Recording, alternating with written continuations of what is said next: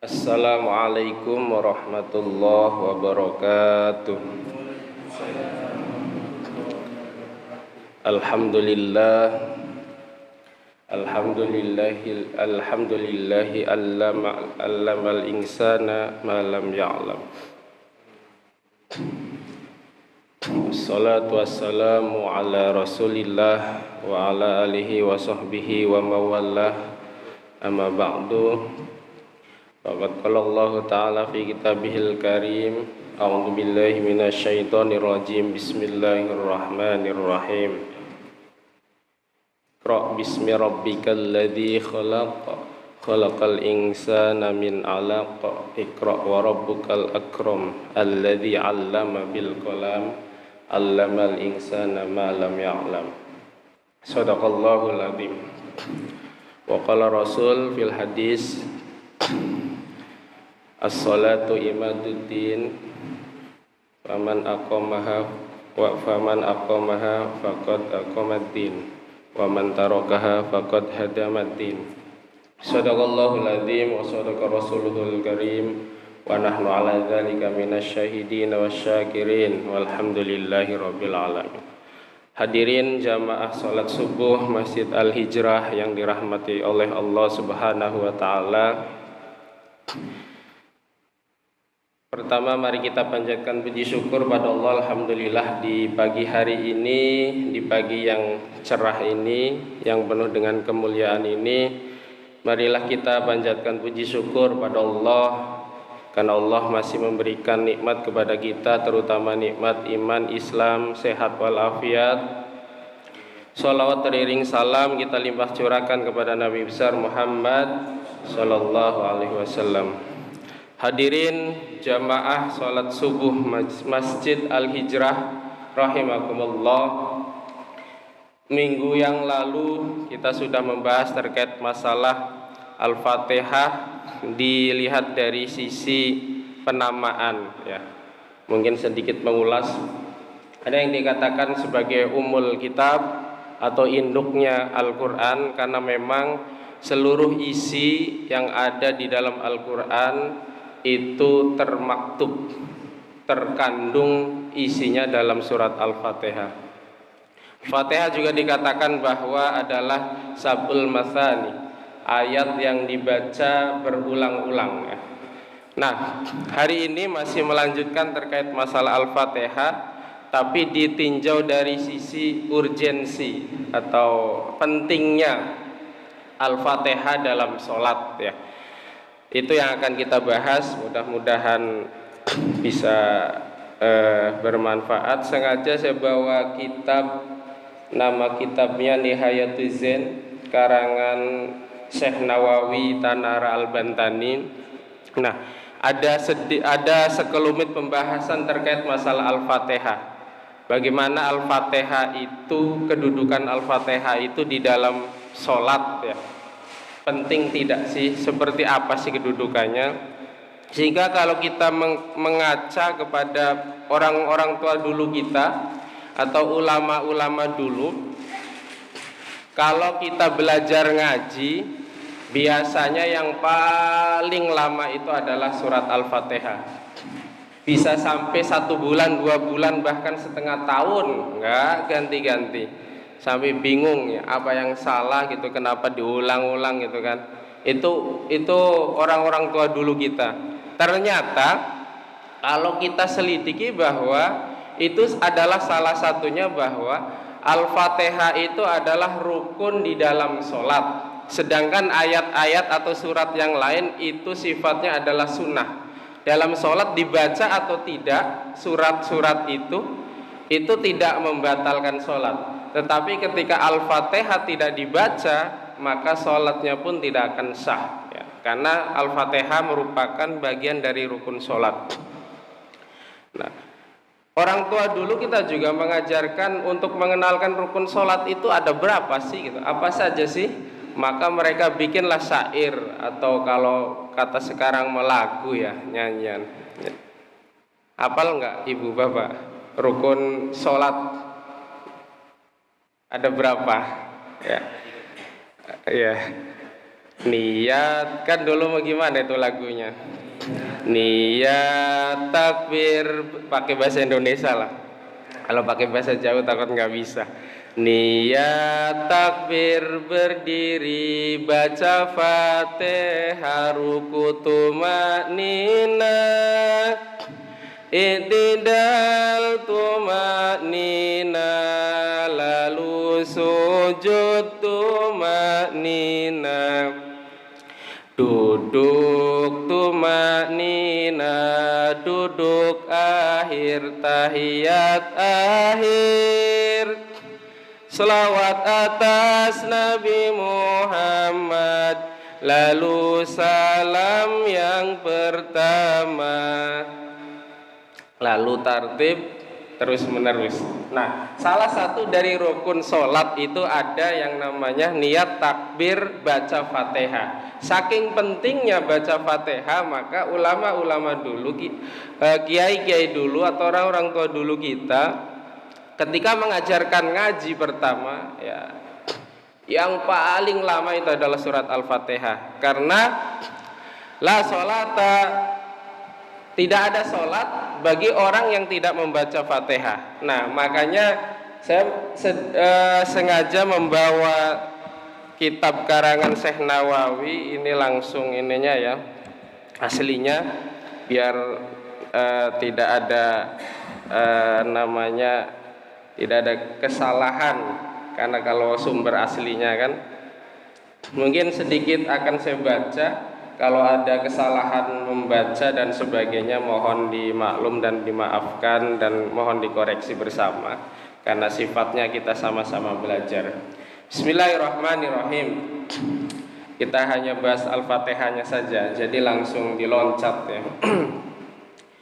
Wa tajibul Fatihah ma'al qiraah bi bismillah fa innaha ayatun. Nah, wajib membaca surat Al-Fatihah beserta membaca bismillah, karena sesungguhnya bismillah itu adalah bagian dari ayat Al-Fatihah. Kemarin kita sudah bahas, ada bismillah itu yang memasukkan menjadi surat dalam Al-Fatihah, ada bismillah itu yang tidak menjadikan surat dalam Al-Fatihah. Itu perbedaan pendapat ulama, tapi ayatnya sama. Kemarin sudah kita bahas. Walhamdulillahi rabbil alamin ila akhiriha situ ayatin. Dan surat dari alhamdulillahi rabbil alamin sampai dengan waladhdallin itu adalah 6 ayat. Fal jumlatu sab'u ayatin. Maka jumlah surat Al-Fatihah itu adalah 7 ayat kalau ditambah dengan lafaz bismillahirrahmanirrahim. Kalau tidak ditambah dengan dengan ayat bismillahirrahmanirrahim tetap sama 7. Tetapi pas pembacaan siratal ladzina an'amta alaihim itu ayat ke-6.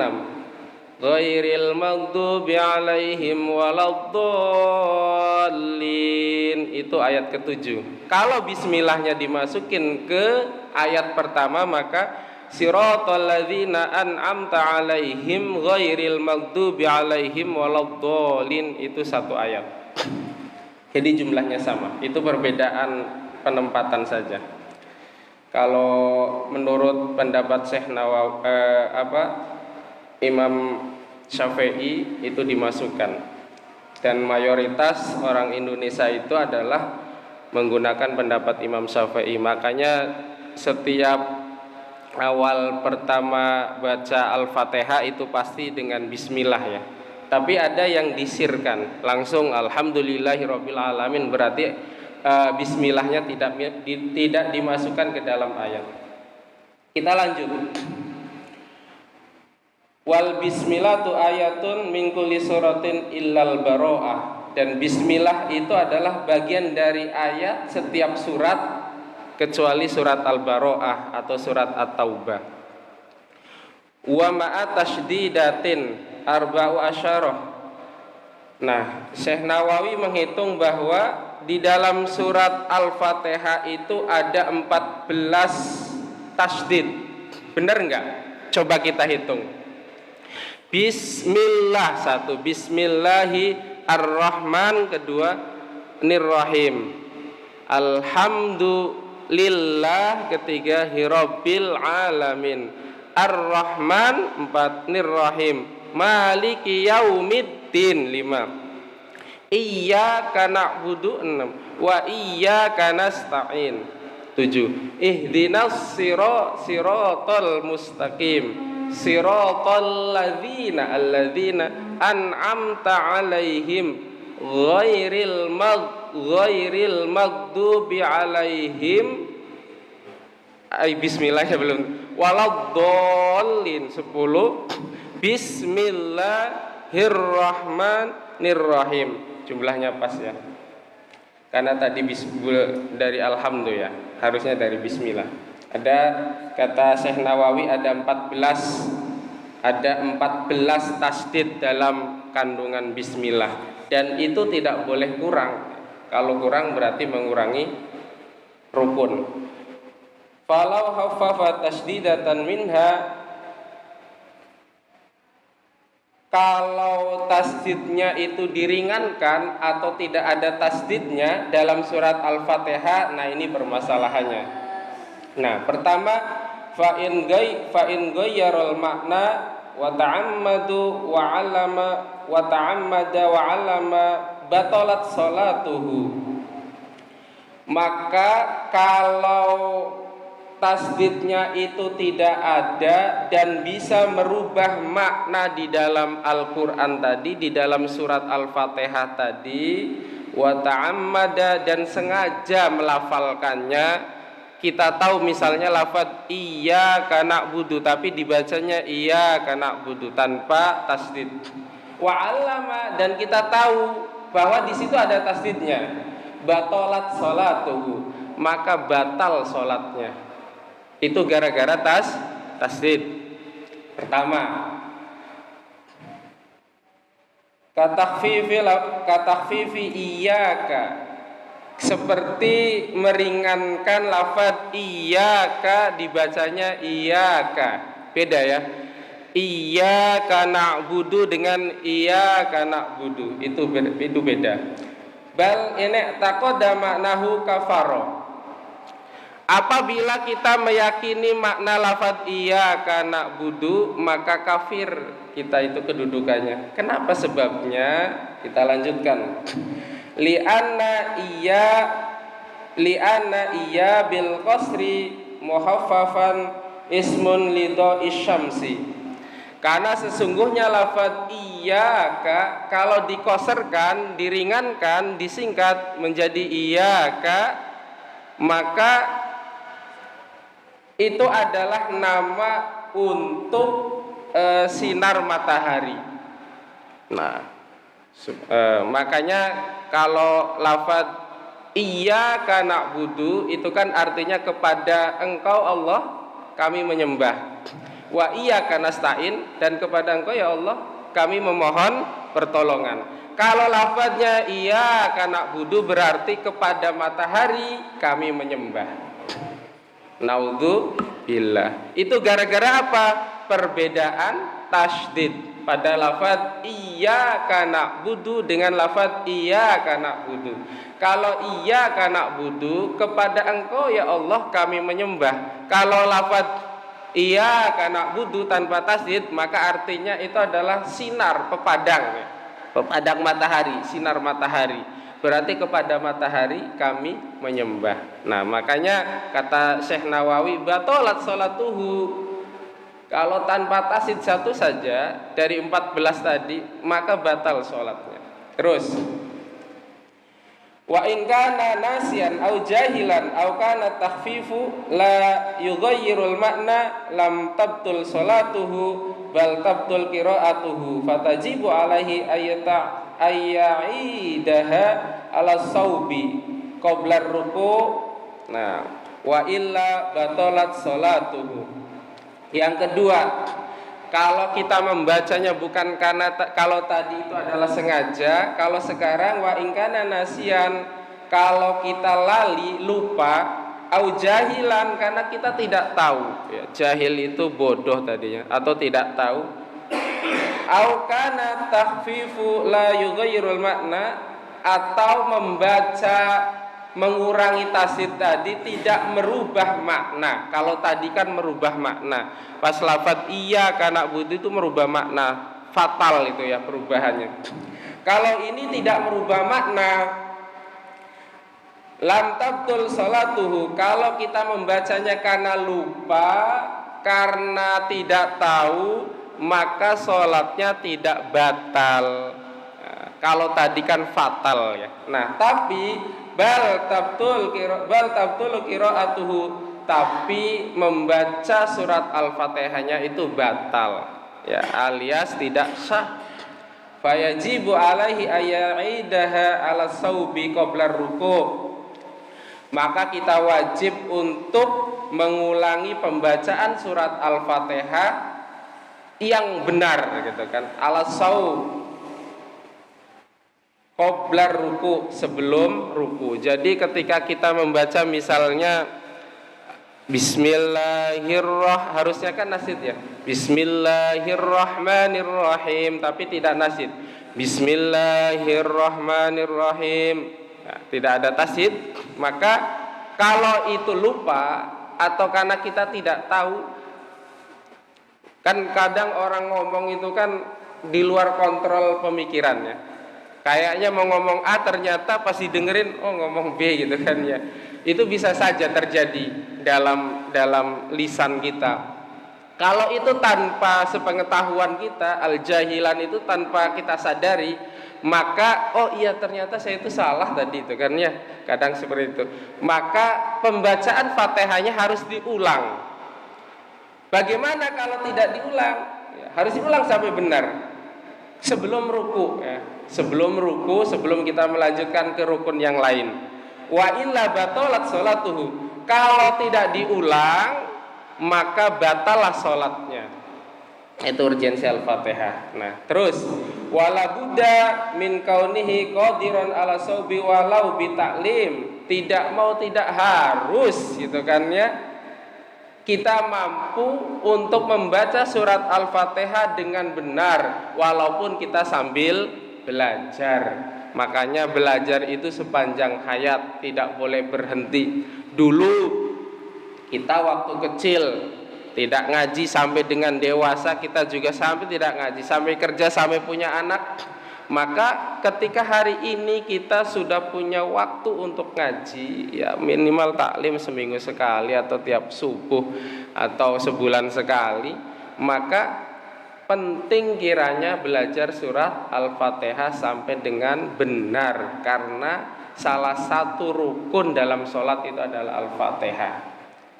Pembacanya harus benar, walau kita sambil belajar, ya belajar terus. Makanya kata para ulama, kalau kita masih belajar, salah kita itu akan dimaaf. Ya, kalau kita berhenti belajar, maka kesalahan kita tidak ada maaf gitu. Makanya terus saja belajar ya. Sama-sama sambil belajar ya. Lanjut, wa ma'ari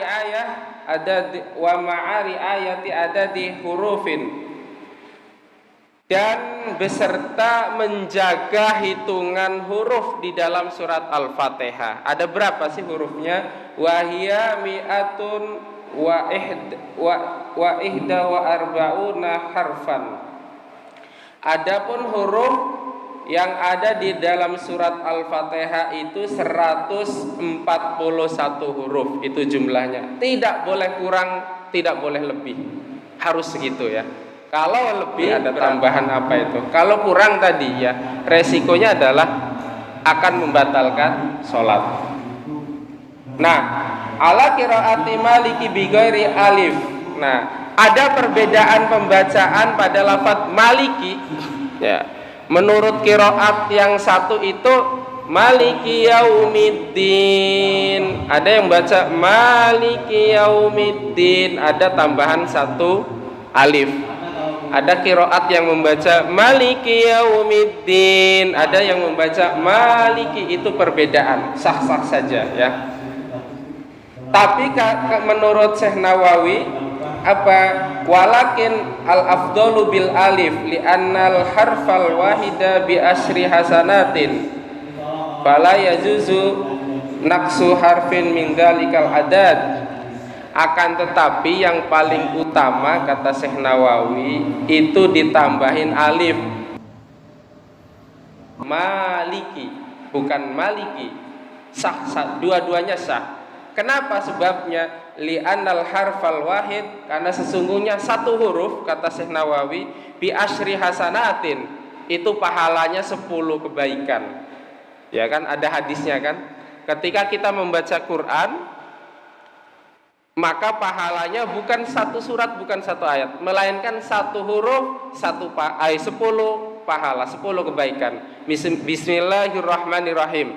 Bismi itu ada 3. Maka ketika kita membaca bismi itu sudah 30 kebaikan. Makanya kata Syekh Nawawi, enggak usah dibuang, jangan dibuang. Mendingan yang afdol itu memakai maliki, tidak maliki.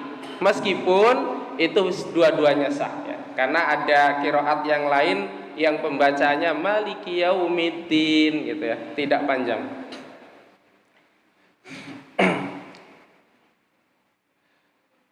Terus wa huruful Fatihah ma tasydidatiha mi'at wa khamsuna harfan. Dan huruf Al-Fatihah beserta tasydid itu jumlahnya 155 huruf kalau ditambah li'anal harfal musaddad mahsubun biharfaini, karena sesungguhnya huruf tasydid itu adalah pada dasarnya adalah 2 huruf ya. 2 huruf yang dilipat namanya double ya. Jadi kalau lafaz Ar-Rahman berarti di situ ada ro 2. Ro. Makanya dalam ilmu lughah itu kan di elal itu ya, dihilangkan ronya diganti menjadi tasdid ya. Bagaimana itu lupa namanya? Itu namanya ngelal. Ngelal itu mencari asal kalimat ya. Misalnya madda asluhu madada ya. Asal madda itu madada. Asal ar-rahman itu ro ar-rahman. Di situ ada ro double ya yang dihilangkan. Nah, makanya tasydid itu harus dibawa karena memang itu adalah bagian dari huruf ya. Terus biar cepat ya. Wa huruful Fatihah ma tasydidatiha tadi udah. Wa tajibul Fatihah ma riayati makharijiha.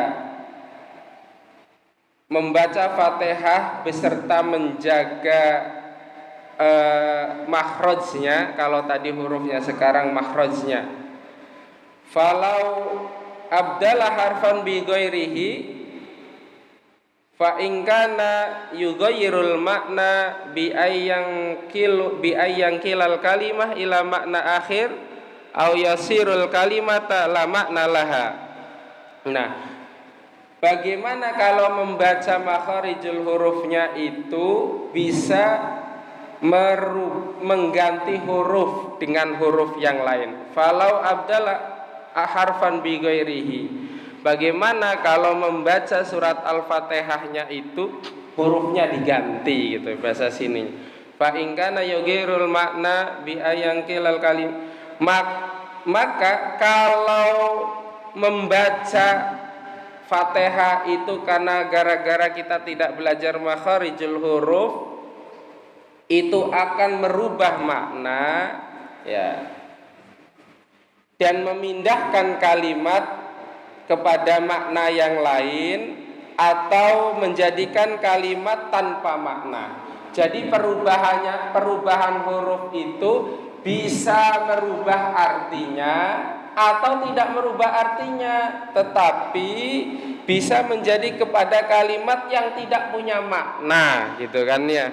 Nah, itu pembahasannya terkait makharijul hurufnya. Kaibdalil ha bil alhamdu ha'an, seperti mengganti huruf ha pada lafaz alhamdu menjadi alhamdu ya, menjadi ha.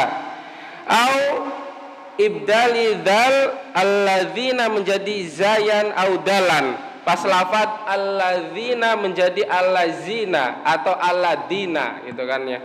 Membaca lafadz alladzina jadinya alladina atau allazina, berarti diganti za atau dengan dal. Nah, terus wa kana ma'al amdi wal ilmi bitahrim batalat sholatuhu. Nah, kalau kita sengaja dan tahu harusnya alladzina tapi dibacanya alladina, kita tahu harusnya alladzina. Nah, batalat sholatuhu, maka sholatnya batal, tidak sah. Kalau merubah makna gimana? Misal alhamdulillahirabbil alamin, bukan alamin tapi alamin ya. Alam al itu alama itu artinya tahu. Kalau alama itu artinya sakit ya, siksaan yang pedih ya. Itu ya bedanya. Alama dengan alama. Kalau alama itu tahu ya, ilmu ya. Kalau alama itu sakit pedih, siksaan ya. Biasanya kan makanya azabun alim, siksaan yang pedih. Kalau azabun alim, siksaan yang tahu, mungkin itu kan ya. Makanya kalau merubah arti gitu kan, seperti alamin dibaca alam. Kalau alamin itu kan alam ya. Kalau alamin itu artinya apa ya? Itu contohnya. Kalau alladzina diganti dengan alladina. Nah, kita lanjutkan. Kalau itu membacanya tahu dan sengaja, maka sholatnya batal. Wa in kana la yughayyirul makna kal alamuna badala al alamina lam tabtul sholatuhu. Seperti kita merubah tetapi tidak merubah makna, seperti pembacaan alhamdulillahirabbil alamin harusnya, tapi dibaca alhamdulillahirabbil alamun, berarti alamin diganti dengan alamun. Lam tabtul sholatuhu, sholatnya tidak batal ya, karena tidak merubah makna. Bal tabtulu qiraatuhu litilkal kalimah, tetapi pembacaan surat Al-Fatihahnya tadi itu batal karena mengganti kalimat tersebut. Fa ilam ya'idha ala saubi qabla ruku' wa raka'a amidan batalat salatuhu. Tetapi kalau kita tidak mengulangi lagi karena tadi kesalahan itu ya, harusnya dibaca alamin dibaca alamun. Kalau kita tidak mengulangi sebelum ruku dan sengaja, rukunya sengaja ya, kita tahu salah tapi kita lanjutkan rukunya, batalat sholatuhu, sholatnya tidak sah, batal ya. Itu luar biasa Al-Fatihah.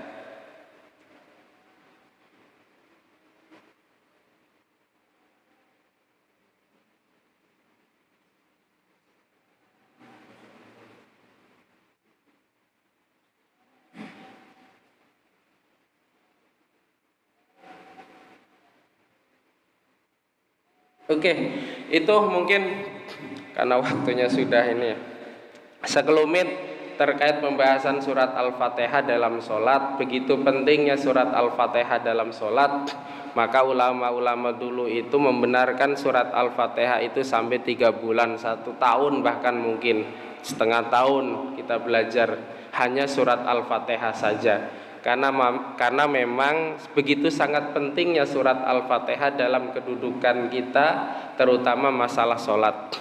Karena kurang 1 huruf, kurang 1 tasydid itu bisa membatalkan sholat kita ya.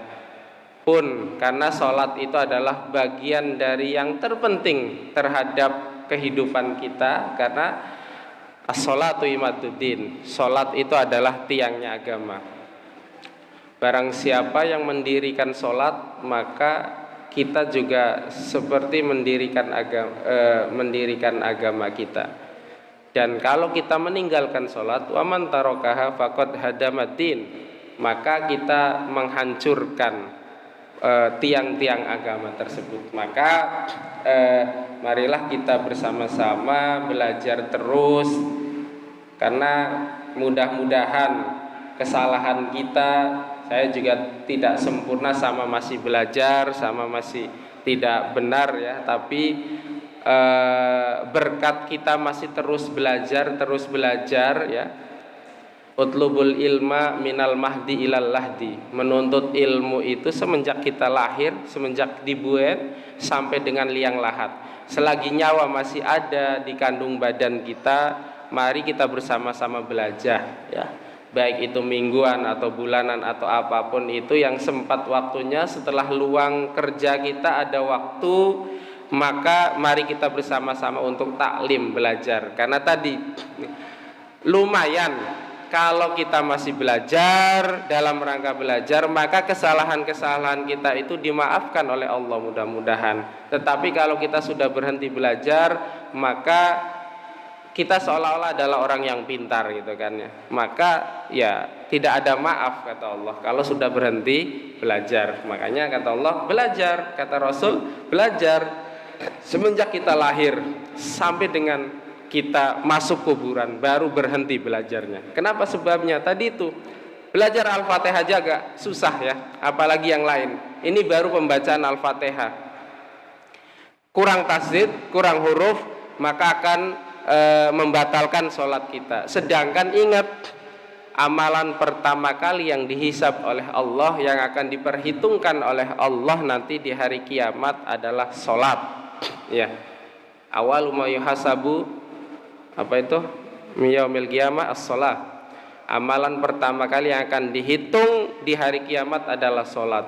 Kalau sholatnya bagus, maka amalan-amalan yang lain akan tertutup kejelekannya. Ya, bukan bagus, akan tertutupi oleh sholat. Ibarat kata kalau penjual, ya, menjual singkong sekarung. Kalau atas sampai tengahnya itu bagus, bawahnya itu dianggap bagus, gitu kan ya. Ketutup bagusnya.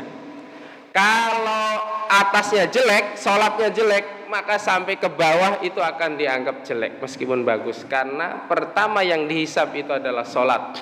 Sholat menentukan segalanya ya.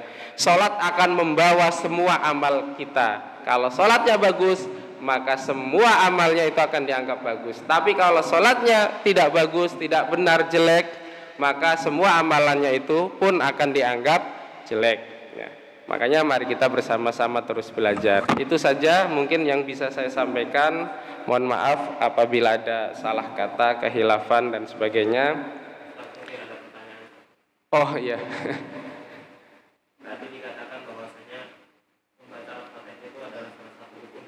Kemudian alhamdulillah pagi ini kita belajar dari Ustaz tentang bagaimana kalau kita misalkan salah baca, kurang urut dan sebagainya. Alhamdulillah kita sudah tahu. Kemudian bagaimana kalau kita diimami oleh orang yang membaca Al-Fatihahnya salah? Apakah kita harus mengkorok atau istilahnya berhenti dari mengikuti imam? Atau istilah bahasa Arab mengkorok? Apakah harus terus mengikuti imam? Tapi kita tahu imam itu membaca surat Al-Fatihahnya salah. Sedangkan tadi yang kita katakan bahwasanya membaca Al-Fatihah itu ketika salah akan membatalkan. Mohon penjelasannya. Terima kasih ya Ustaz Rizky, berat amat ini ya. Terima kasih atas pertanyaannya. Mungkin ya di dalam pembahasannya mungkin masih ada sebenarnya yang lain pembahasannya di kitab yang lain juga. Maka ketika kita tahu bahwa pembacaan imamnya itu tidak benar ya, tidak benar kan ya, kita anggaplah tidak benar menurut kita, karena mungkin dari makharijul hurufnya ada yang kurang. Kayak tadi mengganti huruf itu berarti sudah salah. Kalau sedikit misalnya membunyikan alamin tapi alamin agak sedikit itu mungkin masih wajar ya. Tetapi kalau sudah mengganti huruf, ya seperti tadi pembahasannya, batalat sholatuhu, maka batal sholatnya. Nah, bagaimana kalau kita tahu bahwa imamnya itu membacanya ada huruf yang dirubah mungkin ya, merubah huruf atau mengurangi huruf Ada menurut di kitab apa itu Fathul Mu'in juga ada pembahasannya mungkin ya. Maka sebaiknya kalau kita tahu bahwa itu merubah huruf, maka silakan kita diperkenankan untuk mufaraqah. Mufaraqah itu berpisah dengan jamaah, itu boleh, itu diperkenankan. Kalau itu merubah huruf, apalagi merubah arti tadi. Lafadz iyyaka na'budu dibacanya iyyaka na'budu, itu sudah fatal artinya. Ya, mending mufaraqah, artinya menjaga sah sholat kita, boleh. Itulah enaknya makmum sebenarnya, Kang Rizky sebenarnya. Makanya saya kadang nggak pengen jadi imam itu ya. Enaknya makmum itu gini, kalau imamnya bagus, maka kita akan terbawa bagus. Kalau imamnya jelek, kita nggak terbawa jelek, kan ya. Itu enaknya makmum. Kalau imam yang bertanggung jawab, sama. Kalau imam, ya udah di sendirinya itu ya. Tapi kalau makmum, kalau imamnya bagus, kita akan terbawa seperti imam. Kalau imamnya jelek, gitu kan, ya, dari sisi apanya? Iya, imam itu supir.